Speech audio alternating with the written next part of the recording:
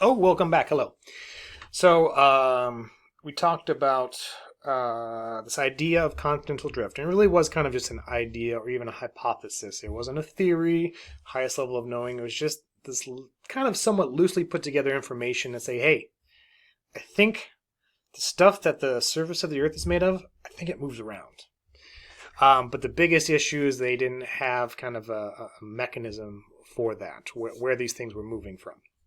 So, let's talk about how the Earth's magnetic field helped with that case. All right. Oops. So the Earth has something called a magnetic field. The Earth is actually a giant magnet. It's a dipole magnet. Di meaning two magnetic poles. It has a magnetic north pole and a magnetic south pole. And all magnets have what's referred to as a north and south pole. That's a little bit different than a geographic north pole. The geographic north and south pole of the Earth is kind of the axis on which it spins around. The magnetic north pole and south pole, as of now, is kind of about in the same place, but they're actually two different things. But they do kind of coincide with each other. And the way the magnetic field is generated is from electric currents that are created inside the Earth. Electricity, just in general, that runs the lights, is moving electrons. An atom is made up of protons, neutrons, and you have electrons on the outside. The reason we use metal wires to conduct electricity is because metal, this is a little chemistry now, and physics, I guess. Metal has some free electrons on the outside. So when one electron knocks into a metal atom or molecule, it knocks that electron into the next molecule, which knocks it into the next one. So you get moving electrons. Moving electrons is what electricity is. It's moving electrons. That's what electricity is.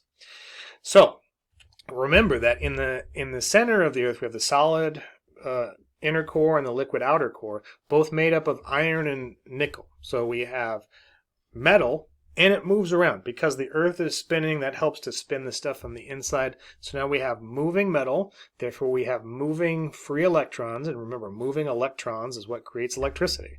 So we get this moving metallic stuff that generates an electric current, which physics now, electricity and magnetism are connected. I'm not going to go into how and why that's the case, but it's just the case. When you create an electric current, you actually create a magnetic field as well, and kind of vice versa. So since we've created an electric current in the core, we've created a magnetic field, excuse me.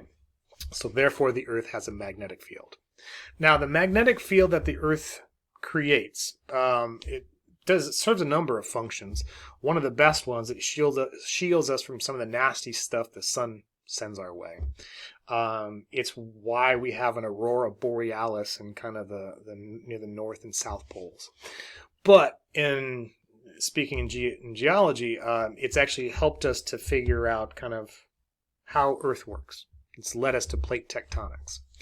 However, so the magnetic field of Earth, it varies. The strength, how strong it is, and the orientation, the way it points, varies based on where you're at on or in Earth. It's very weak and horizontal at the equator, and what was I going to say? Oh, it's strong and vertical at the poles. So a compass, if you have an old school compass, the thing that has north, south, east, west, it aligns with the Earth's magnetic field. So a compass shows you magnetic north, and that's kind of how you follow it. But again, the magnetic field strength and direction changes based on where you're at on Earth. So if that's the case, we can actually look at that information and go back in time and look at something called paleomagnetism. Paleomagnetism is remnant magnetism, kind of in ancient rocks, that record the direction and strength of the Earth's magnetic field at a particular time when that rock formed. The reason being, when magma or lava cools, magma or lava, and we'll talk about igneous rocks in a later unit, magma or lava, this liquid molten material we get from inside the Earth, it contains a fair amount of metallic or I should say magnetic iron-bearing minerals. Iron is very magnetic. So magma or lava is very hot. And when metallic or iron-bearing minerals get hot, they lose their magnetism. When they get cool, they gain it back again. So as this stuff begins to cool, as magma or lava begins to cool and it goes from molten lava, a lava flow, to now rock, the Earth's magnetic field actually has the ability to move the iron-bearing minerals in lava and align them with the current state and strength of the magnetic field as it occurs on Earth. So we can look at these rocks, date the rocks using some fancy science equipment and radiometric dating. So we know the ages of the rocks, and then we can also, based on the rock itself, where we found it at, figure out the magnetic field, the strength, and the direction. Therefore, we can figure out where that rock was on Earth based on the direction and strength of the magnetic field that is now locked into place because those iron-rich minerals in those rocks were kind of aligned to Earth's magnetic field when that rock was created. 200 million years ago, 1 billion years ago, whatever it may be. So what we found as we start to look at rocks is that according to the direction of where these rocks are, and it kind of shows us that the magnetic pole kind of wobbles around according to the rocks, right? This is still acceptance of the plate tectonic theory or even continental drift. So in the 1950s, research revealed again that the paleomagnetism, the ancient magnetic field direction and strength locked into these rocks, showed orientations different than the present magnetic field. So going back 500 million years ago, it's kind of the magnetic field just keeps pointing in different directions based on the information in these rocks. So the rocks in North America, kind of the iron-bearing minerals point in all these weird directions, and through time, the past 500 million years, it kind of looks like this until we get to where the present North magnetic pole is. But if we look at rocks in Europe, they kind of have the same shape of where these kind of minerals point to, but it's not in the same location, which until we get to kind of recently. So either there's two different magnetic north poles on Earth, and or these things are also kind of moving around. So according to these ancient rocks, magnetic poles apparently moved around. So that was called, this apparent move was called polar wandering. Oh, the magnetic poles must move around. Because different continents had different paths. But they didn't match up. So not only did the pole must move around, there must be multiple of them, which makes pretty much no sense unless you start to think about, well, wait a minute, maybe the best explanation is that the magnetic North Pole kind of stays put. They might flip every once in a while, but at least it kind of stays put. And it doesn't move around. But we move around. We move around. The continents move around. So what we can see then, once we kind of look at that and we correct for continental drift, we can see the path of the magnetic pole makes much more sense. All right, it makes much more sense once we kind of correct that for continental drift. These paths kind of line up, and we can see through the past 500 million years, oh yeah, everything jives. The rocks all kind of agree with one another. Sorry, I wasn't even pointing at the right thing. Instead of these two separate paths, they kind of all jive. So now the paths line up. The magnetic field we did find does move around, but also so do continents. And when we put it all together, now it makes much more sense. Now also we come up with this not only does the magnetic field kind of now align based on all rocks and all continents, but that magnetic field also kind of flips and reverses every once in a while. So Earth's present magnetic field is called normal, and that's when the magnetic north is near the geographic North Pole and vice versa.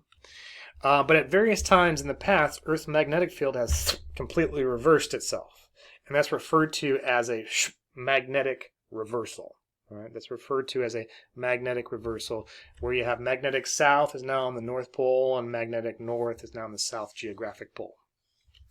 When measuring paleomagnetism and dating lava flow rocks, that's what led to the realization that the magnetic reversal existed. So it's like, wait a minute, all of a sudden, all these minerals that are pointing this way are now all pointing this way.